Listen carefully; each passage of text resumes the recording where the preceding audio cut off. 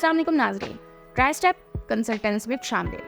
अगर आप यूरोप जाना चाहते हैं और चाहते हैं कि स्कॉलरशिप भी मिले और आप मैथ्स कॉम के स्टूडेंट हैं तो आप इस वीडियो को मुकम्मल देखिएगा और हमारे चैनल को सब्सक्राइब भी कीजिए। आज मैं आपको बताऊंगी एक ऐसा प्रोग्राम जो कि जर्नलिज्म के स्टूडेंट्स, ख़ुसूसन जिन्होंने मैथ्स कम्युनिकेशन पढ़ा होता है, मीडिया स्टडीज़ पढ़ा हुआ होता है, उनके लिए एक ऐसा स्कॉलरशिप जो कि यूरोप के तमाम ममालिक में बहुत ही मशहूर है और पाकिस्तानी बहुत ही कोशिश और मेहनत करके इसको विन करते हैं। ना सिर्फ विन करने के लिए वो एप्लीकेशंस को फ्री करने की तैयारी करते हैं, बल्कि साथ साथ वो ये जानना चाहते हैं कि ये एप्लीकेशन फ्री कैसे होगी, क्योंकि बहुत छोटी छोटी मिस्टेक्स होती हैं जो कि हमें इस प्रोग्राम को विन करने से पीछे कर देती हैं। तो अभी मैं आपको दिखाऊंगी इस एप्लीकेशन को कि कैसी होती है, ताकि आप सब लोग स्टेप बाय स्टेप इसको फॉलो करें और इस प्रोग्राम को विन करें। तो जिन लोगों ने एमएससी किया हुआ हो और जिन लोगों ने एमफिल भी किया हुआ हो, वो सब लोग इसमें अप्लाई कर लेते हैं। और इसमें कोई हार्ड एंड फास्ट रूल नहीं है, एज लिमिट भी नहीं है, क्योंकि हमारे साथ जो इस साल जिन लोगों ने विन किया उसमें एक खातून 45 ईयर्स की भी हैं।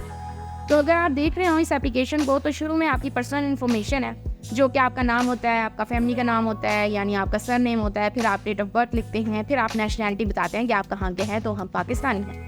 फिर आप जेंडर अपना रिवील करते हैं, फिर आप अपना एज बताते हैं, फ़ोन नंबर लिखते हैं, अपना करंट कंट्री बताते हैं, ईमेल एड्रेस बताते हैं, और अगर आपने कोई आपका क्रिमिनल रिकॉर्ड नहीं है तो वो आप बता देते हैं नहीं है, और अगर है तो फिर मुझे पता। तो डू यू विश, फिर इसमें एक क्वेश्चन आता है, do you wish to inform us about the chronicle diseases. अगर आपको कोई डिसेबिलिटी हो, कोई आपको ऐसा मसला हो जो कि आपको लगता हो कि मैं इनको पहले इन्फॉर्म कर दूं ताकि आपकी हाउसिंग, आपके सारे प्रोसेस में आपको हेल्प आउट किया जाए। लेट्स सपोज कोई ब्लाइंड है, कोई डिसेबल है, किसी को चलने में दुश्वारी है, कोई व्हील चेयर यूज़ करता है, तो वो सारी फैसिलिटीज़ प्रोवाइड करते हैं। किसी को हेयरिंग इशू है, वो सब चीज़ें इसमें शामिल होती हैं। फिर हम आते हैं सेकंड फेज़ पे, जहाँ पे आप स्पेशलाइजेशन लिखते हैं अपने सेकंड ईयर की, क्योंकि जैसे मैंने आपको बताया कि एरास्मस प्रोग्राम जो है वो यूरोप का प्रोग्राम है, और यहाँ पे आप मुख्तलिफ कंट्रीज़ में अपना सेमेस्टर जो है वो लेते हैं। तो फर्स्ट जो आपका सेमेस्टर होता है वो एहरस्ट यूनिवर्सिटी के अंदर होता है, जो कि डेनमार्क के अंदर है, और सेकंड के लिए वो आपसे पूछते हैं कि आपकी प्रायोरिटी क्या है। तो जैसे हमने एमएससी में या एमफिल में अपनी स्पेशलाइजेशंस रखी हुई होती हैं कि कुछ लोग पॉलिटिक्स पे काम करते हैं, कुछ लोग ट्रांजिशंस पे काम करते हैं, कुछ लोग कॉन्फ्लिक्ट एंड क्राइसिस पे काम करते हैं, कुछ लोग कल्चर्स के ऊपर काम करते हैं। तो आपका इंटरेस्ट जिस तरह का होता है आप उस तरह के ऑप्शन अडॉप्ट करते हैं। वही नहीं है कि जिस ऑप्शन को आपने अडॉप्ट किया है वही आपको मिले, पहले ये प्रायोरिटी रखते हैं कि हम इस सब्जेक्ट में स्पेशलाइजेशन के आपके साथ आपकी एप्लीकेशन को देखेंगे। लेकिन वहाँ अगर बच्चे स्टूडेंट्स पूरे हो जाते हैं और वो देखते हैं कि आपकी एप्लीकेशन फिर भी इस काबिल है कि वो आपको लेना चाहेंगे, तो वो किसी और स्पेशलाइजेशन में भी आपको लेके जा सकते हैं। जैसे मैंने अप्लाई जब किया था तो मैंने नीदरलैंड और चार्ल्स यूनिवर्सिटी रखी थी, क्योंकि मैंने पॉलिटिक्स पे काम ज़्यादा किया हुआ था, तो इसमें मुझे वो इंटरेस्ट था। लेकिन उन्होंने मुझे कल्चर एंड कॉन्टेक्स्ट दिया जो कि जर्मनी में था, म्यूनिख यूनिवर्सिजिटी के अंदर। फिर आपको ये सबसे ज़्यादा ज़रूरी बात होती है इंग्लिश प्रोफिशिएंसी लैंग्वेज, जो आपने सर्टिफिकेट देने होता है। तो चूँकि जितने भी इंटरनेशनल लोग हैं उनकी तो चूँकि पूरी एजुकेशन इंग्लिश मीडियम में होती है, इसलिए उनको तो ज़रूरत नहीं होती। हमारे यहाँ मसला ये है कि हमारी एजुकेशन गवर्नमेंट स्कूल से भी होती है, तो बेशक वो कहेंगे हम इंग्लिश मीडियम पढ़ाते हैं, बट फिर भी हमारा वो स्टैंडर्ड ऑफ इंग्लिश नहीं होता। तो ये सर्टिफाइड आइल्स टेस्ट लिए जाते हैं, या टोफल या कैम्ब्रिज का टेस्ट होते हैं, जो कि इंग्लिश की प्रोफिशिएंसी को चेक करते हैं और ये बताते हैं कि आपकी इंग्लिश प्रोफिशिएंसी कैसी है। यहाँ पे मिनिमम स्कोर जो है वो 7 चाहिए होता है, और हर बैंड जो है वो हर सब्जेक्ट के अंदर 6 से लेस नहीं एक्सेप्टेबल होता। तो अगर आप इंटरेस्टेड हो कि आपने एरास्मस विन करना है, तो आप पहले से आइल्स भी प्रिपेयर कर लीजिए, क्योंकि ये एक कंपलसरी चीज़ है। अब से ऑनवर्ड ये कंपल्शन इसलिए भी है क्योंकि बहुत से एशियन कंट्रीज़ के लोग आइल्स दिए बगैर इंग्लिश प्रोफिशिएंसी लेटर्स लगा के वहाँ पहुँचते हैं, और फिर उन्हें समझने और लेक्चर्स सुनने में दुश्वारी पेश आती है, जिसकी वजह से उनके मार्क्स कम आते हैं, जो कि एक बहुत बड़ा इशू बन जाता है उन यूनिवर्सिटीज़ के लिए।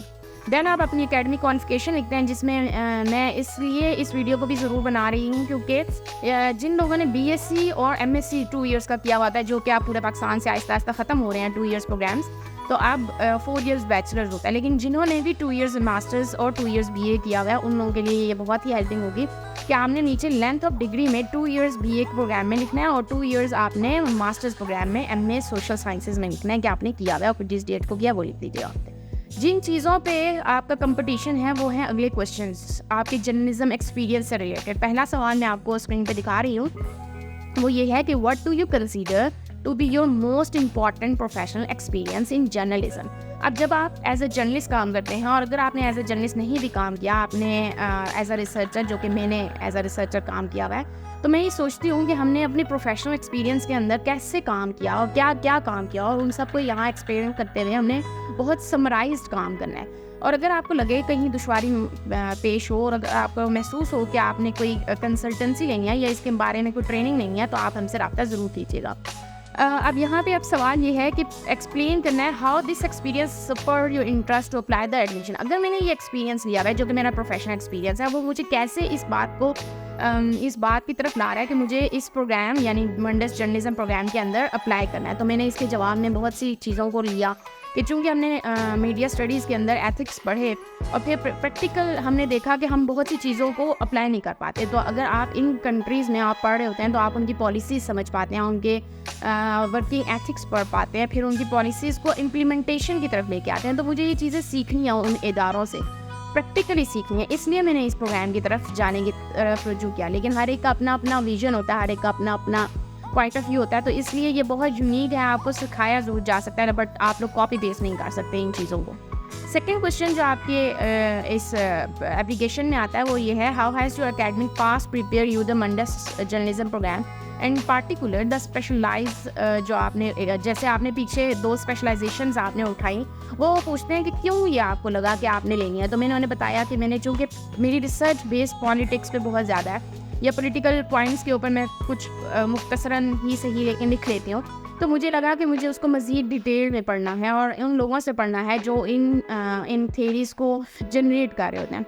तो हमने इसलिए इस प्रोग्राम को अडॉप्ट करने की तरफ जा रहे हैं। तो अब आगे जो इसके तीसरा सवाल है वो है regarding your first choice of second year specialisation, कि हमने जो भी पहला चॉइस ली थी, लेट्स सपोज मैंने अगर पॉलिटिक्स एंड कम्युनिकेशन ली, तो उसके बारे में आपने मेंशन करना है कि क्यों लिए और उसको एक्सप्लेन करेंगे आप ये फर्स्ट चॉइस क्यों है। तो मैंने बताया कि मेरा इंटरेस्ट है, फिर मैंने ये बताया मेरी कौन कौन से रिसर्चेज में मुझे लगता है कि लिंक इन करती हैं। फिर मैंने बताया कि मेरे जितने भी वर्क एक्सपीरियंसेस हैं उनमें ये कैसे इंपॉर्टेंट लगता है मुझे टॉपिक, और मेरा पर्सनल एक्सपीरियंस जो है वो मेरी इस स्पेशलाइजेशन से कैसे कोलैबोरेट कर रहा है। मुझे बेसिकली आपको ये बताना होता है कि आप ये चूज़ क्यों करते हैं और जो चूज़ करते हैं उसके बारे में आपका विजन क्या है।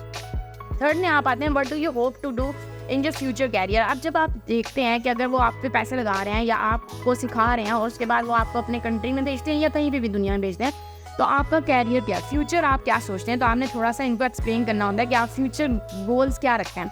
लेट्स सपोज इन मेरे पॉइंट ऑफ व्यू के मुताबिक मैंने ये बताया कि हमारे यहाँ लिमिटेड इम्पैक्ट या लिमिटेड नॉलेज है। हम थेरीज़ में भी मुख्तसरन अगर आप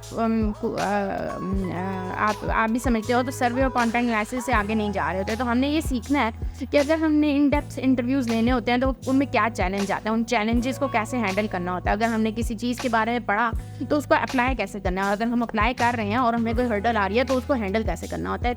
और बहुत बड़ी बात जो हमारे कंट्री में भी है कि मिस इन्फॉर्मेशन और डिस इन्फॉर्मेशन का फ़र्क ही नहीं पता। तो ये सारी चीज़ें हम सीखना चाहते हैं और ये सीख के हम ये अपने कंट्री में आगे फिर बेहतरीन आना चाहते हैं, इसलिए हम इन प्रोग्राम्स की तरफ बढ़ते हैं। Select one recent incident which you consider pertinent as a journalism in your country and concerned, consciously present the select the incident and offer your reflection on what you think and the incident और reveal करना है current state को, future of journalism को country के, if you have more than one nationality choose आना चाहिए। इस सारे में आपने ये बताना था कि आपने अभी ताज़ा कोई ऐसा इंसिडेंट सुना हो, समझा हो या देखा हो जिसमें आपको लगा हो कि हाँ ये एक डिफरेंट था, और इस इंसिडेंट के हवाले से आपको लग रहा हो कि मैंने इस प्रोग्राम की तरफ जाना है क्योंकि मुझे नई नॉलेज चाहिए। तो अगर मैं अपना पॉइंट ऑफ व्यू बताऊं तो मैंने बहुत ही करंटली उस वक्त एक कॉन्फ्रेंस अटेंड की थी जिसमें हमने ये देखा था कि आर्टिफिशियल इंटेलिजेंस कैसे सोसाइटी को कैसे इफ़ेक्ट कर रही है। और उसमें बहुत से इस्लामिक स्कॉलर आए, उन स्कॉलर्स ने ये बताया कि ये ऐसे ही है, मैं आपको उर्दू में अपने लफ्ज़ों में बयान करती हूँ। तो उन्होंने ये कहा कि ऐसे ही है कि जैसे फरिश्तों के आगे इंसान को पेश किया गया तो फरिश्ते घबरा गए कि ये तो दुनिया में जाके बिगाड़ पैदा करेगा। अब ये जो थॉट प्रोसेस है वो सेम वापस आ रहा है दुनिया के अंदर, जब दुनिया ने आर्टिफिशियल इंटेलिजेंस यानी रोबोट को पेश किया। तो ये कुछ थॉट प्रोसेसेस जो मुझे ट्रिगर किए कि ये कैसी बातें हैं, ये कैसे इस्लाम से लिंक कर रही हैं, कैसे दुनिया को छा रही हैं और दुनिया के मसले हल हो रहे हैं। तो इन सब चीज़ों, चूँकि मैंने आर्टिफिशियल इंटेलिजेंस को एज अ कोर्स वर्क नहीं पढ़ा हुआ था, तो मुझे यहाँ सीखना है।